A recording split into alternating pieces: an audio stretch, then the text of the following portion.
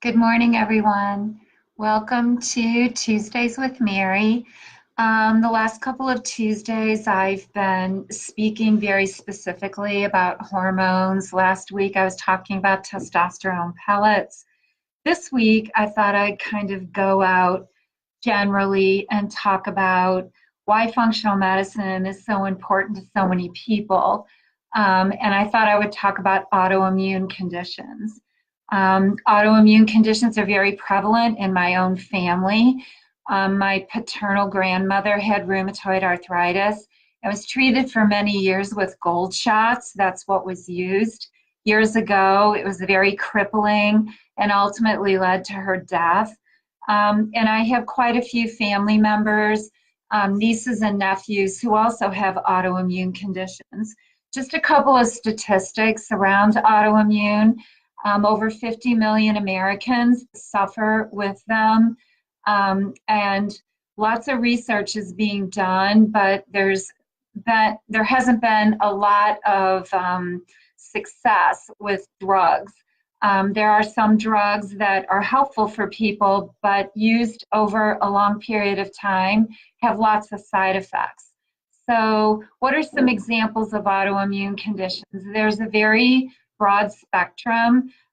There's some out at the severe end, like multiple sclerosis, rheumatoid arthritis, ulcerative colitis, Crohn's, and then you come down the spectrum to those that are a little bit more what we call benign, things like Hashimoto's, thyroiditis, which is an attack against the thyroid gland, Raynaud's, which is very common. It's when someone goes outside and their fingertips turn blue and they're cold all the time in their extremities. So those are some examples of autoimmune conditions. Lots of people have more than one. It isn't unusual for me to see a patient who's the proud owner of two or three by the time they've reached their fourth, fifth decade of life. And they're perplexed about why they keep picking them up over time. So, because functional medicine is all about getting to the root cause of disease, you're probably asking yourself the question, well, if autoimmune conditions are one of the top leading chronic disease conditions in this country, how is it that people get it? And typically it's because of what we call a triad, or three things. It's like a triangle of events. And one is a genetic predisposition. I mentioned my own family. People of European descent are typically more commonly get autoimmune conditions. So there is a genetic component, but it only plays about 30% of the role in why people get autoimmune conditions. The second part of the triad is leaky gut, or compromised gut function.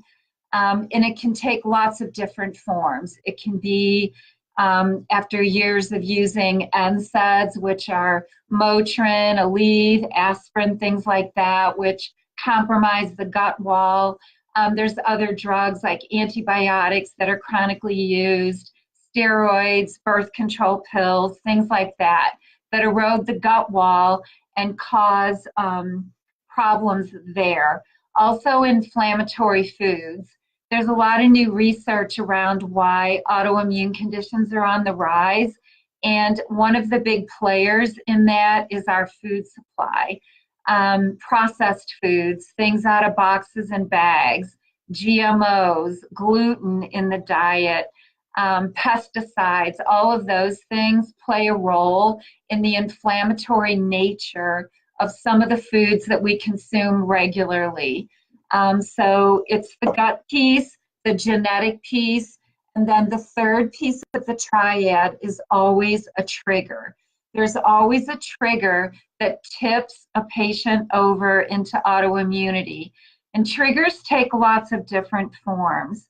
It can be a high level of stress, like an unrelenting stress regarding a child, the death of a parent, a divorce, buying a home, selling a home, moving to a new town, a marriage, all these different things. And some of the things that I mentioned are happy events, cause stress in a person's life and can tip you over into autoimmunity. So it's a genetic predisposition, compromised gut health, and then there's always a trigger.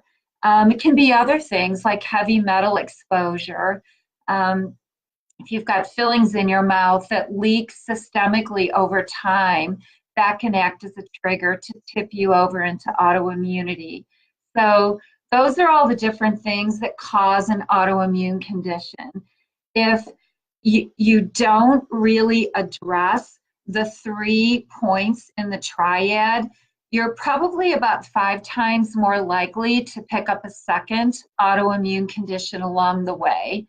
So that's kind of how people over time will pick them up, and they'll have one, and then the next time they go to their doctor, some additional blood work is done, they're having some joint pain, whatever, and it's like, oh, by the way, now you have RA, or chronic fatigue, fibromyalgia, which is a condition where you have pain points in lots of different places throughout your body. So that's, and another big player, what I've noticed that can act as a trigger in the human body and tip somebody over into autoimmunity is a profoundly low vitamin D level.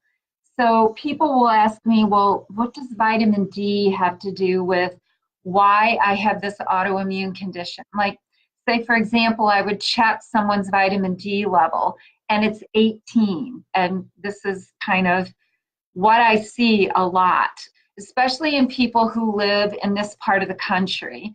I'm originally from Michigan. Now I'm living in Cleveland.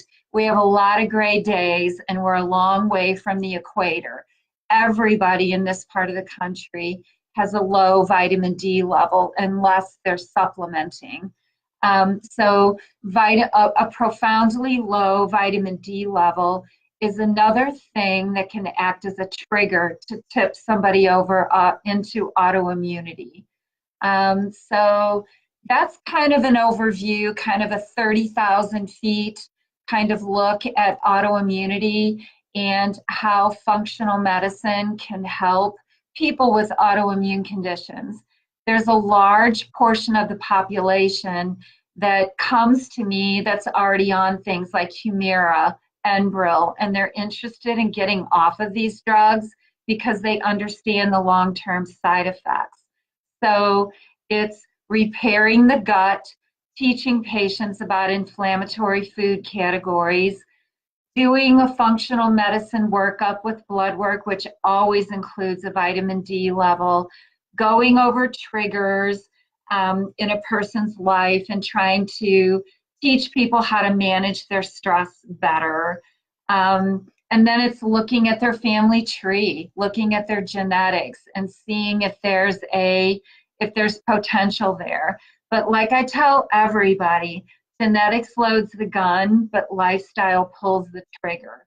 So if you've got a lot of autoimmune conditions in your extended family, it doesn't have to be your story that you pick up an autoimmune condition, or if you already have one, you can do a lot to make sure that you don't get a second. You can make your immune system a lot more robust.